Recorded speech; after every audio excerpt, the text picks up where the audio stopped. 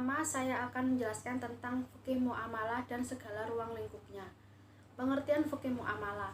Fikih muamalah adalah peraturan-peraturan Allah yang harus ditaati dalam hidup bermasyarakat untuk menjaga kepentingan manusia.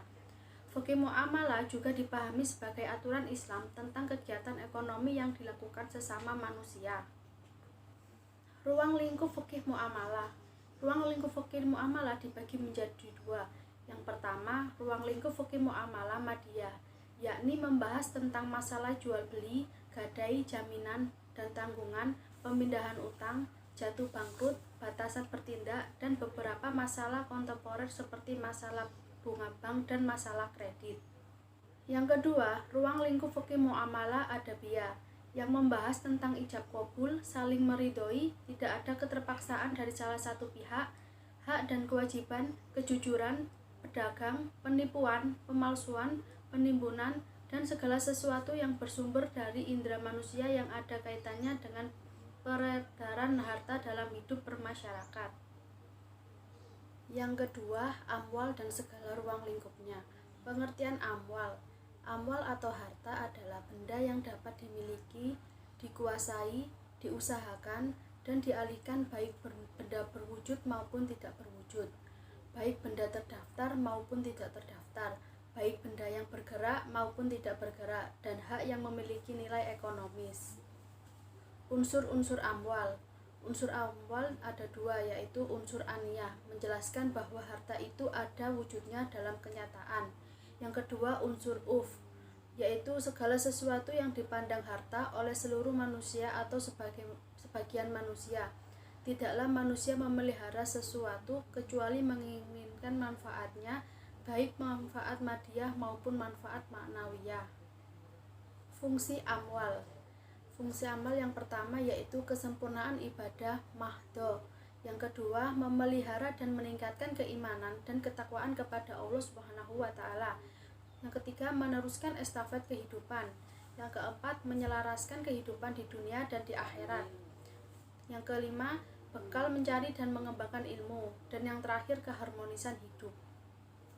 Yang ketiga, saya akan menjelaskan tentang makna akad dan ruang lingkupnya.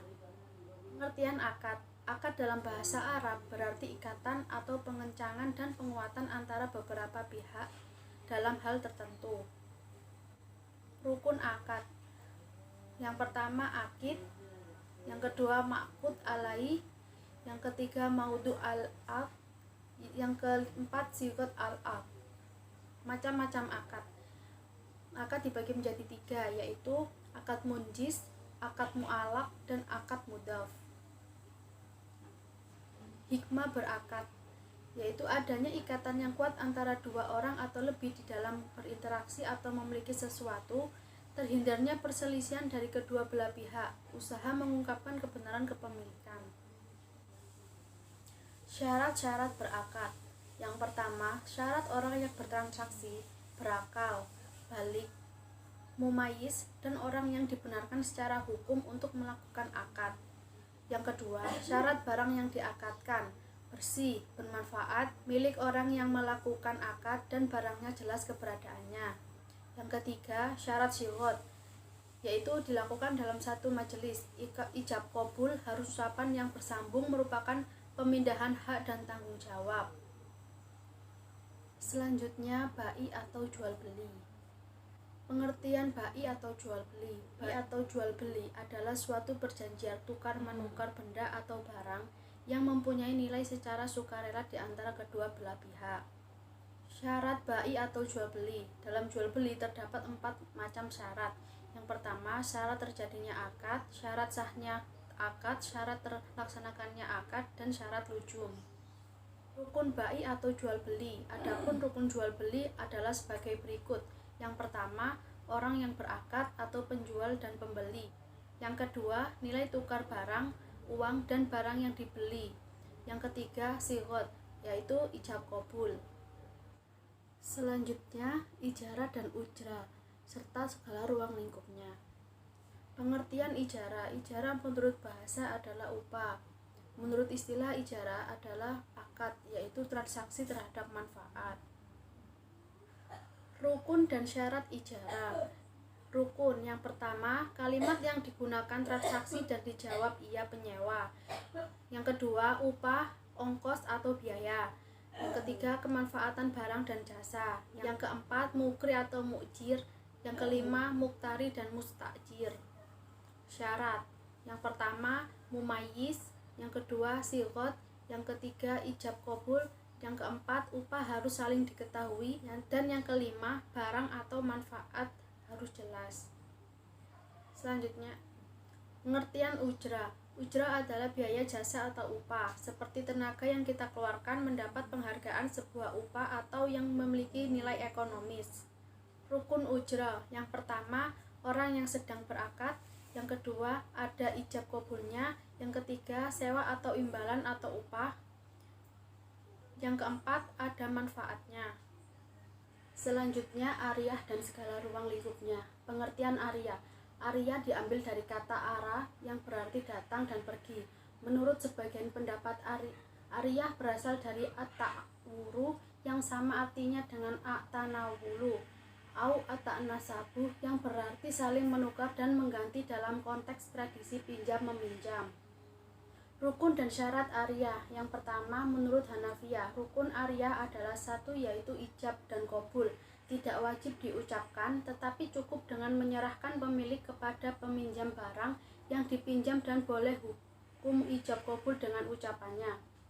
Yang kedua, menurut Syafi'iyah, rukun ariyah adalah sebagai berikut. Yang pertama, kalimat mengutangkan atau lafaz. Yang kedua, mu'ir, yaitu orang-orang yang mengutangkan atau berpiutang, dan musta'ir, yaitu orang-orang yang menerima utang. Yang terakhir, benda yang diutangkan. Selanjutnya, qard dan segala ruang lingkupnya. Qard atau pinjaman uang adalah memberikan harta kepada orang yang akan memanfaatkannya dan mengembalikan gantinya di kemudian hari tanpa unsur tambahan. Rukun qard. Yang pertama, mukrib. Yang kedua, muktarib. Yang ketiga, mukrot. Yang keempat, sigot. Hikmah qard. Hikmah diisyaratkannya al-qard dapat dilihat dari dua sisi.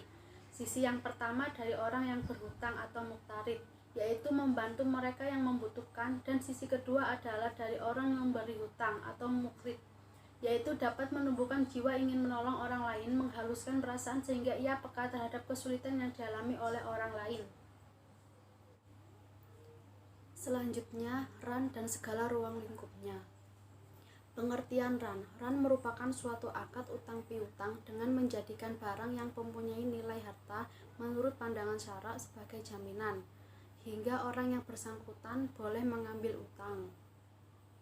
Rukun dan syarat ran. Yang pertama, pelaku akad yaitu rahin, orang yang menggadaikan, dan al-murtahin, orang yang menerima gadai. Yang kedua, objek akad yaitu almarhun, barang yang digadaikan, dan almarhun bih atau pembiayaan. Yang ketiga, sigot, ijab dan qabul.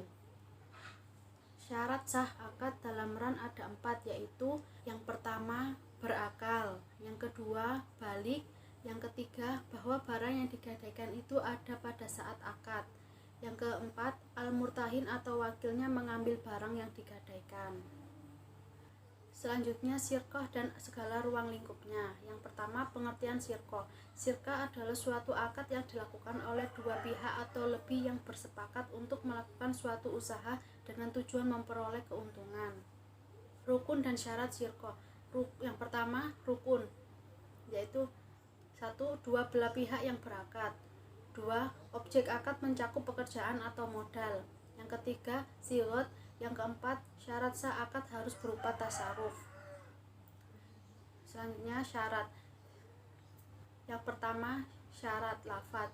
Syarat menjadi anggota dan syarat modal perkongsian. Yang kedua, syarat menjadi anggota perserikatan, yaitu harus berakal, balik, dan merdeka. Yang ketiga, syarat modal perkongsian. Selanjutnya, mujara'ah dan musyaqah. Dasar hukum mujara'ah, yaitu Imam Ibnu Qayyim berkata, Kaisar Kaibar merupakan dalil kebolehan mukabaroh dengan membagi hasil yang diperoleh antar pemilik dan pekerjaannya, baik berupa buah-buahan maupun tanaman lainnya. Hukum musyaqah. Hukum musyaqqah adalah mubah atau boleh. Sebagaimana sabda Rasulullah Shallallahu Alaihi Wasallam dari Ibnu Umar, yaitu sesungguhnya Nabi Muhammad telah memberikan kebun beliau kepada penduduk Khaybar agar dipelihara oleh mereka dengan perjanjian mereka akan diberi sebagian dari penghasilannya, baik dari buah-buahan ataupun hasil per tahun. Mudharabah dan segala ruang lingkupnya. Pengertian dan landasan syariah mudharabah. Yang pertama, pengertian mudharabah. Mudharabah adalah suatu perjanjian untuk berkongsi di dalam keuntungan dengan modal dari salah satu pihak dan kerja usaha dari pihak lain. Landasan syariah mudharabah, yaitu landasan dasar syariah mudharabah lebih mencerminkan anjuran untuk melaksanakan usaha, yaitu yang pertama Al-Quran, Al-Hadis, dan Ijma'. Rukun dan macam-macam mudharabah. Yang pertama, rukun mudharabah, pihak yang berakad, subjek atau perjanjian. Yang kedua, objek yang digadaikan. Yang kedua, objek yang diakadkan atau objek perjanjian. Yang ketiga, akad atau sighot. Macam-macam mudharabah. Mudharabah dibagi menjadi dua macam, yakni mudharabah mutlaqah atau bebas dan mudharabah muqayyadah atau terikat. Selanjutnya, hibah, sedekah, dan hadiah. Pengertian hibah. Hibah adalah pemberian yang dilakukan seseorang saat masih hidup kepada orang lain secara sukarela, baik berupa harta atau lainnya. Penerima hibah tidak diwajibkan memberi imbalan jasa atas hadiah yang diterima, sehingga tidak ada ketetapan apapun setelah hibah diberikan atau diterima oleh orang lain. Sedekah merupakan lebih luas dari sekedar zakat maupun infak, karena sedekah tidak hanya berarti mengeluarkan atau menyumbangkan harta, namun sedekah mencakup segala amal atau perbuatan baik. Dalam sebuah hadis digambarkan, memberikan senyuman kepada saudaramu adalah sebuah sedekah. Pengertian hadiah. Hadiah adalah memberikan sesuatu kepada orang lain dengan maksud untuk memuliakan atau memberikan penghargaan. Hukum memberikan hadiah adalah mubah atau boleh, selama itu sesuatu yang positif. Tujuan pemberian hadiah adalah sebagai bentuk imbalan terhadap kebaikan yang diperbuat seseorang. Selanjutnya, riba dan segala ruang lingkupnya. Pengertian riba. Riba adalah akad yang terjadi atas penukaran barang tertentu yang tidak diketahui perimbangannya menurut ukuran syarak, ketika berakad atau dengan mengakhirkan tukaran kedua belah pihak atau salah satu keduanya. Macam-macam riba dibagi menjadi tiga, yaitu riba fadl dan riba yad, riba nasa. Hikmah haramnya riba. Yang pertama, melenyapkan faedah hutang piutang yang menjadi tulang punggung gotong royong atas kebajikan dan takwa. Yang kedua, sangat menghalangi kepentingan orang yang menderita dan miskin. Yang ketiga, melenyapkan manfaat yang wajib disampaikan kepada orang-orang yang membutuhkan. Yang keempat, menjadikan pelakunya malas bekerja. Yang kelima, menimbulkan sifat penjajah dari kaum hartawan terhadap orang miskin. Munakahat dan segala ruang lingkupnya. Munakahat ialah suatu ikatan lahir dan batin antara seorang laki-laki dengan seorang perempuan yang bukan muhrim sebagai suami istri, dengan tujuan untuk membina suatu rumah tangga yang bahagia berdasarkan tuntunan Allah Subhanahu wa Ta'ala. Konsep pernikahan: yang pertama, khitbah atau peminangan, yang kedua, akad nikah, dan yang ketiga, walimah. Syarat dan rukun pernikahan: yang pertama, ada calon suami, yang kedua, ada calon istri, yang ketiga, ada wali nikah, yang keempat, ada 2 orang saksi, dan yang kelima, ijab qabul. Hikmah pernikahan: yang pertama, pernikahan dapat menciptakan kasih sayang dan ketentraman. Yang kedua, pernikahan dapat melahirkan keturunan yang baik. Yang ketiga, dengan pernikahan agama dapat terpelihara. Yang keempat, pernikahan dapat memelihara ketinggian martabat seorang wanita. Yang kelima, pernikahan dapat menjauhkan dari perzinahan. Sekian penjelasan dari saya. Wassalamualaikum warahmatullahi wabarakatuh.